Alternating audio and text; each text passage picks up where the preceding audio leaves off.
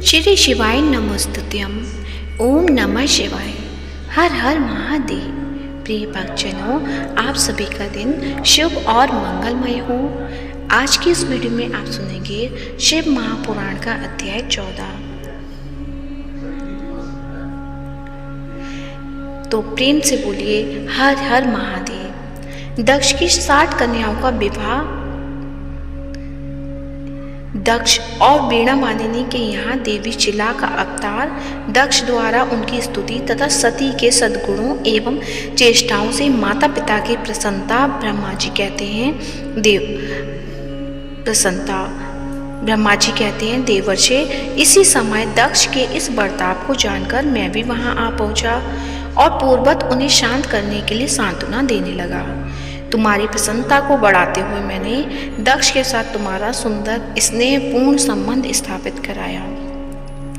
तुम मेरे पुत्र हो, देश मुनियों में श्रेष्ठ और संपूर्ण देवताओं के प्रिय हो। प्रेम से तुम्हें देखकर मैं फिर अपने स्थान पर आ गया। तदंतर प्रजापति दक्ष ने मेरी अनुनय से अपनी पत्नी के गर्भ से 60 सुंदर कन्याओं को जन्म दिया और आलस्य रहित हो धर्म आदि के साथ उन सब का विवाह भी कर दिया। मुनीश्वर, मैं उसी प्रसंग को बड़े प्रेम से कह रहा हूँ, सो सुनो। मुनि, दक्ष ने अपनी 10 कन्याएं विधि पूर्वक धर्म को ब्याह दी। 13 कन्या कश्यप मुनि को दे दी।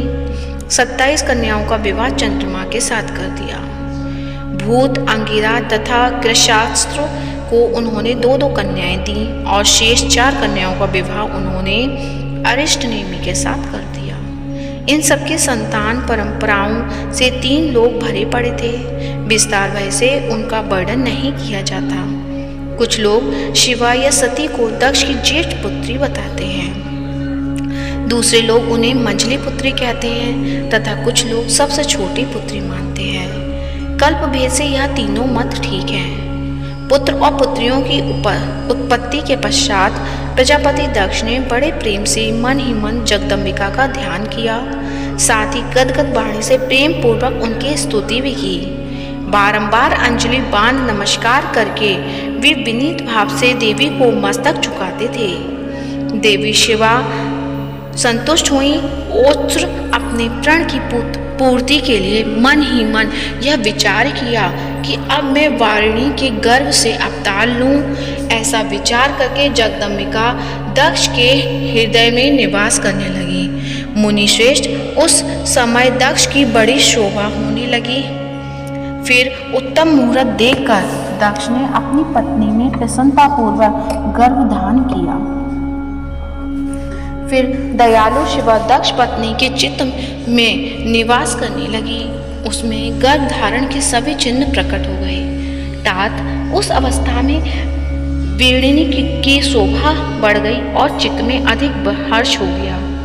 भगवती शिवा के निवास के प्रभाव से वाणी महामंगल रूपिणी हो गई।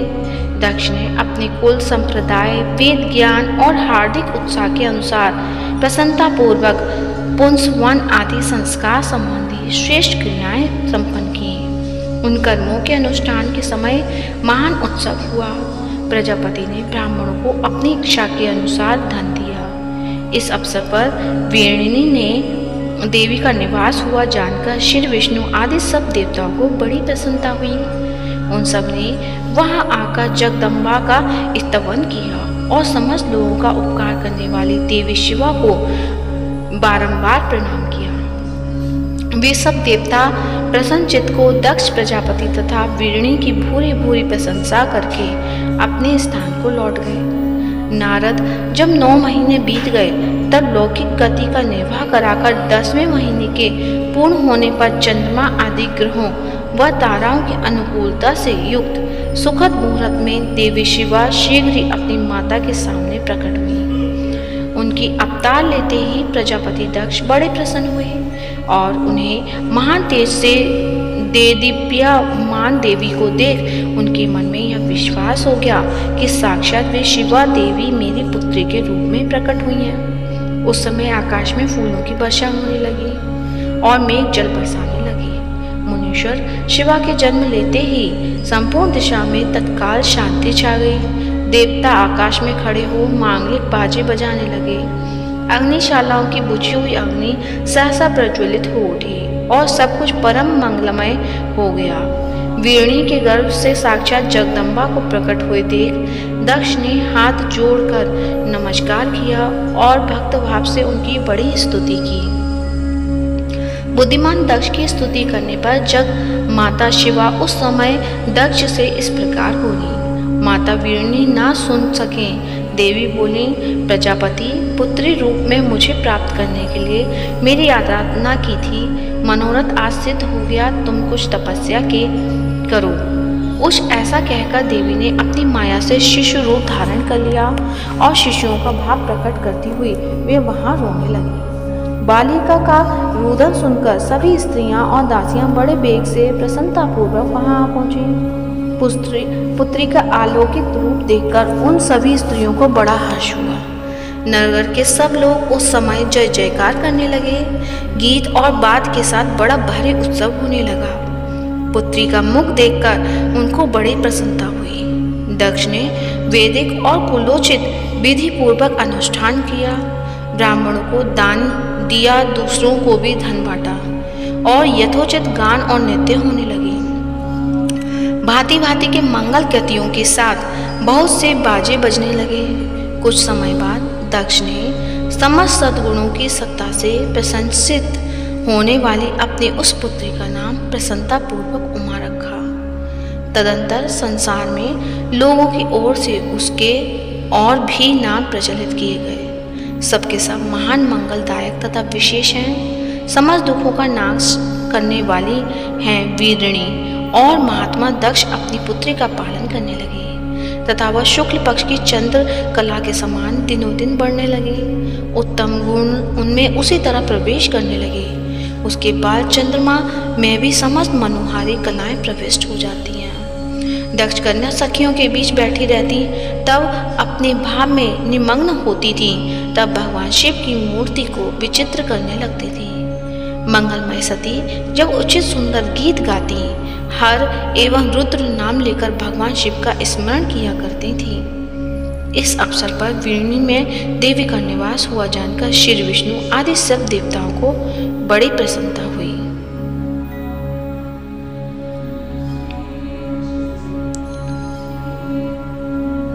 तो प्रेम से बोलिए ओम नमः शिवाय, हर हर महादेव। आज का अध्याय यहीं पर समाप्त होता है। आगे का वृत्तांत आपको कल के अध्याय में सुनने को मिलेगा। तो इसी तरह अपना भक्ति भाव बनाकर रखें ताकि आपको आगे का अध्याय भी सुनने को मिले। तो आइए अब सुनते हैं सावन के महीने में प्रतिदिन सुना जाने वाला श्री शिव चालीसा। तो प्रेम से बोलिए शंकर भगवान की जय हो। श्री गणेश गिरजा सुवन मंगल मूल सुजान, कहत अयोध्या दास तुम देहु अभय वरदान। जय गिरिजापति दीन दयाला, सदा करत संतन प्रतिपाला। भाल चंद्रमा सोहत नीके, कानन कुंडल नाग फनी के। अंग गौर शिर गंग बहाए, मुंड माल तन झार लगाए। वस्त्र खाल बागंबर सोहे, छवि को देख नाग मुनि मोहे। मैना मातु की है दुलारी, बाम अंग सोहत छवि न्यारी। कर त्रिशूल सोहत छवि भारी, करत सदा शत्रुघ्न क्षयकारी। नंदी गणेश सोहित है कैसे, सागर मध्य कमल हैं जैसे। कार्तिक श्याम और गणराऊं, या छवि को कही जात न काऊं। देवन जब ही जाए पुकारा, तब ही दुख प्रभु आप निवारा। किया उपद्रव तारक भारी, देवन सब मिली तुम ही जुहारी। तुरत षडानन आप पठायूं, लवनी नेश महमारी गिरायूं। आप जलंधर असुर सहारा, सुयस तुम्हार विदित संसारा। त्रिपुरासुर सन युद्ध मचाई, सब ही कृपा कर लीन बचाई। किया तप ही भागीरथ बारी, पूरब प्रतिज्ञा तसु पुरारी। दानिन मह तुम सम को नाही, सेवक स्तुति करत सदाही। वेद नाम महिमा तब गाई, अगत अनादि वेद नहीं पाई। प्रगट उदधि बंधन में ज्वाला, जरा सुरासुर भय हो बिरहाला। कीन दया तह करी सहाई, नीलकंठ तव नाम कहाई। पूजन रामचंद्र जब कीना, जीत के लंक विभीषण दीना। सहस कमल में हो रहे धारी, कीना परीक्षा तब ही पुरारी। एक कमल प्रभु राख्यों जोई, कमल नयन पूजन चह सोई। कठिन भक्ति देखी प्रभु शंकर, भय प्रसन्न दिए इच्छित वर। जय जय जय अनंत अविनाशी, करत कृपा सबके घटवासी। दुष्ट सकल नित मोहि सतावे, भ्रमत रहे मोहि चैन न आवे। त्राहि त्राहि मैं नाथ पुकारो, यही अवसर मोहि आन उबारो। ले त्रिशूल शत्रुघ्न को मारो, संकट से मोहि आन उपारो।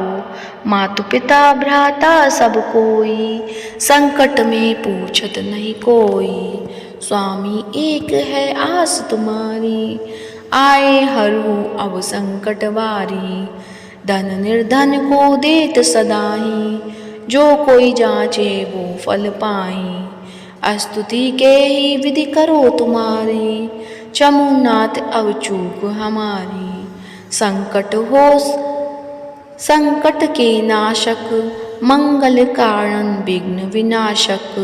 योगी यति मुनि ध्यान लगावे, नारद शारद शीश नवावे। नमो नमो जय नमो शिवाय, सुर ब्रह्मादिक पार पाए। जो यह पाठ करे मन लाई, तापर होते है शंभु सहाई। ऋणिया जो कोई हो अधिकारी, पाठ करे सो पावन हारी। पुत्रहीन कर इच्छा कोई, निश्चय शिव प्रसाद ते ही होई। पंडित त्रयोदशी को लावे, ध्यान पूर्वक होम करावे। त्रयोदशी व्रत करे हमेशा, तन नहीं ताके रहे कलेशा।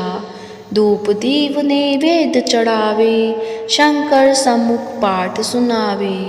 जन्म जन्म के पाप नसावे, अंतवास शिवपुर में पावे। कहे अयोध्या आस तुम्हारी, जानी सकल दुख हरहु हमारी।